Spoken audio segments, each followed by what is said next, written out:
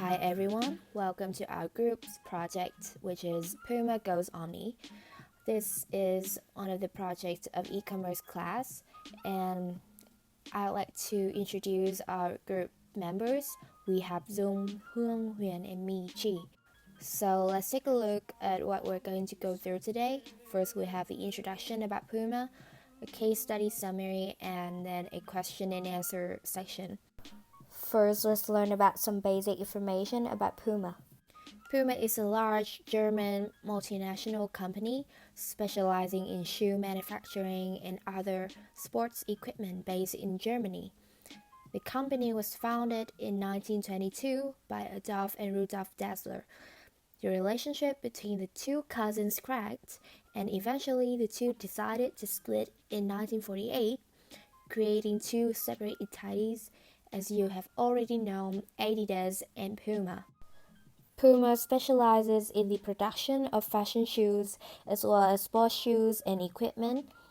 Sports like football, jogging, golf, gym practice, and motor racing.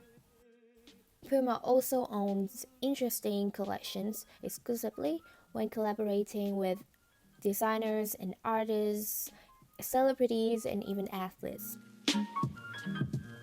I'm going to talk about the case study summary. Let's go to our main part, case analysis. The main content of the case study is how Puma used omnichannel to adapt to the digital era. Seeing the benefit of e-commerce business, Puma firstly decided to build a centralized website. So what does they build this website for? First, they build to replace multiple e-commerce sites on different platforms. Second, they build to unify content and product strategy. Specifically, if in the past, Puma took trial and error approach, focusing on building its follower base. Now, they use a data-driven approach, geo-targeting posts at appropriate times of the day. What exactly did they do in this approach? They created a platform called MyAppy. This gathered all social media discussion related to Puma into one place, which helped them to understand how consumers respond to its content.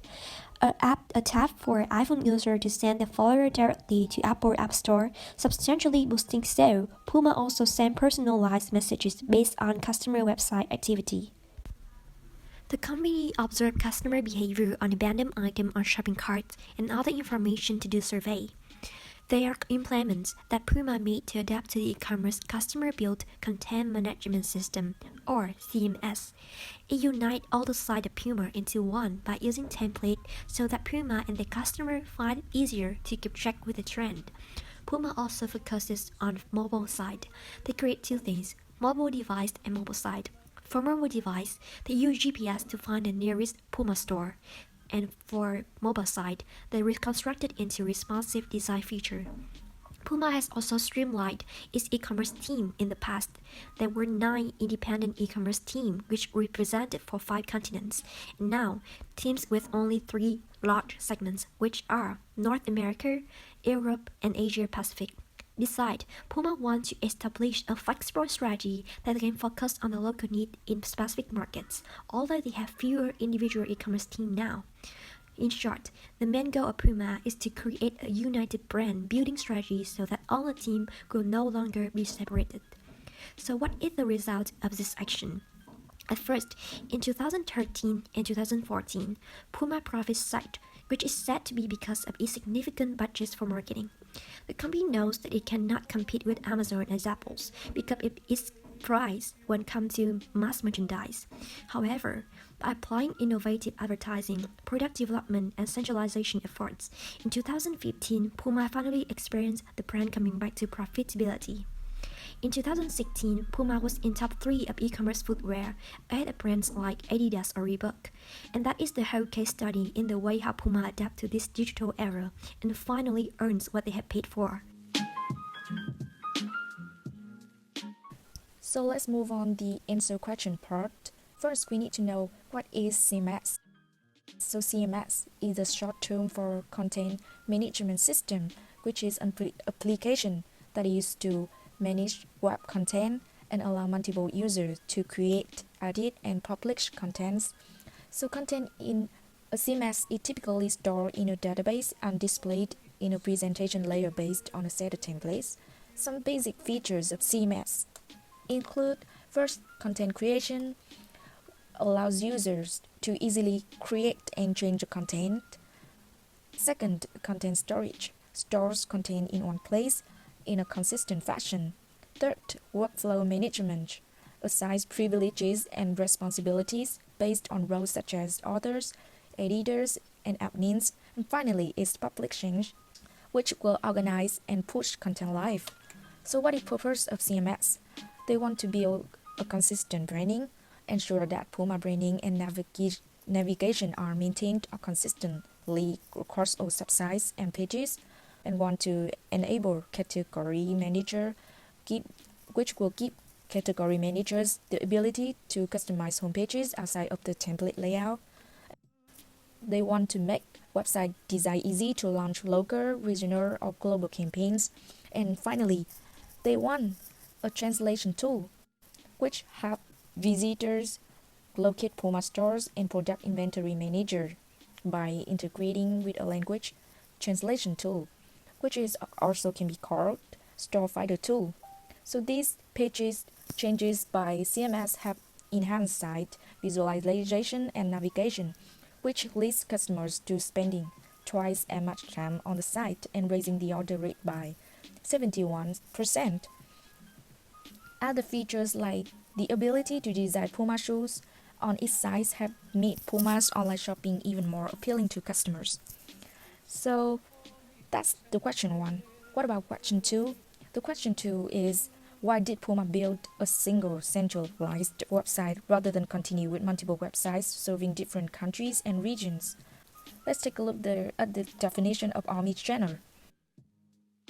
The term omni-channel is customers can examine, access, purchase, and return goods from any channels, and even change channels during the process and receive relevant product information in each channel, which makes a complete integration of shopping and brand experience.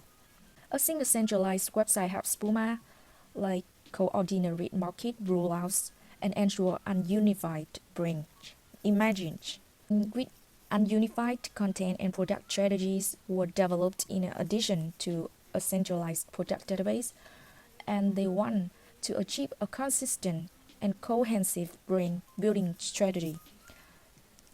Hence, it is a wise decision that Puma changes its strategy to single centralized websites because of its obvious benefits. So that's all for 2 questions. And now we will go to question number 3. What social media site does Puma use? Basically, Puma is available on every big site like Facebook, Instagram, Snapchat, Twitter, YouTube, you name it. What do they contribute to Puma's marketing efforts? First, these sites deepen engagement with consumer. Puma can better understand different regional and sub-brand audiences. It personalizes marketing. It understands that not all content is suitable for every Facebook fans or YouTube followers. So, it can develop more appealing products. Second, social sites help Puma drive conversation. Puma can create dedicated category for each social network. It can form long-term sustainable information. Also, it geo-targeting posts at appropriate times of the day in order to maximize fan engagement. And Puma generate the right mix of online content in order to drive sales. So, what lessons learned from Puma that can be useful for Vietnam businesses? The first one is to enhance the essential of e-commerce business. Today, many businesses in Vietnam has the introduction of e-commerce, but they don't really apply the theory very well. So it is very, very important to keep yourself updated and filled with useful information. The second lesson is to acknowledge the importance of omni-channel. With the right mix of online content, it can really boost your marketing and your sales.